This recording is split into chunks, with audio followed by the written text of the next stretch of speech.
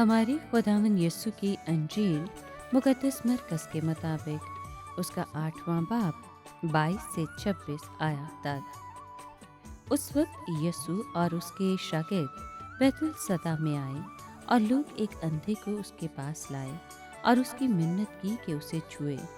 वो उस अंधे का हाथ पकड़कर उसे गांव से बाहर ले गया और उसकी आंखों में थूक कर अपने हाथ उस पर रखकर उससे पूछा, क्या तू कुछ देखता है?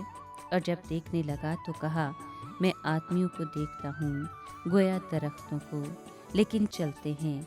तब उसने फिर उसकी आंखों पर हाथ रखे और वो पूरा देखने लगा और अच्छा हो गया और सब कुछ साफ साफ देखने लगा।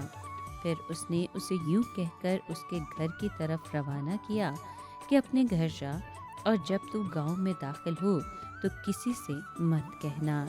पाकलाम के पढ़े और सुने जाने पर खुदावंद की बरकत हो, खुदा का शुक्र हो। अजीज दोस्तों, इस मौजज़े का बयान सिर्फ मरकज़ की अंजील में पाया जाता है। यहाँ कई दिलचस्प सवाल पैदा होते हैं। अव्वल शिफा देने से पहले यीशु उस अंधे को गांव से बाहर क्यों ले गया? उसने उस आदमी को सिर्फ छूकर शिफा क्यों न दी और उसकी शिफा के लिए थूक क्यों इस्तेमाल की? उस आदमी को मुकम्मल तौर पर बीनाई फौरन क्यों हासिल न हुई? और आखिरी सवाल ये है कि यीशु ने गांव में इस मौजज़े के बारे में बताने से उस आदमी को क्यों मना किया? खुदावंद यीशु इख्तियार कामिल रखता है, लिहाजा ज़रूरी नहीं कि अपने कामों के बारे में हमें वजाहत पेश करे।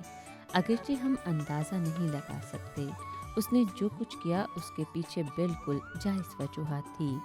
शिफा देने का हर वाक़या दूसरे से मुख्तलिफ है। इसी तरह ईमान लाने का हर वाक़या भी दूसरे से फ़र्क होता है।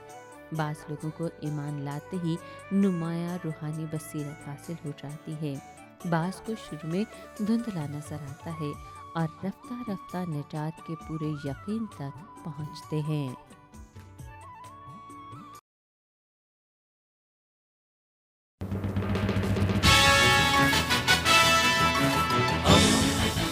दोस्ती का पैगंबर, रेडियो वेरितास एशिया।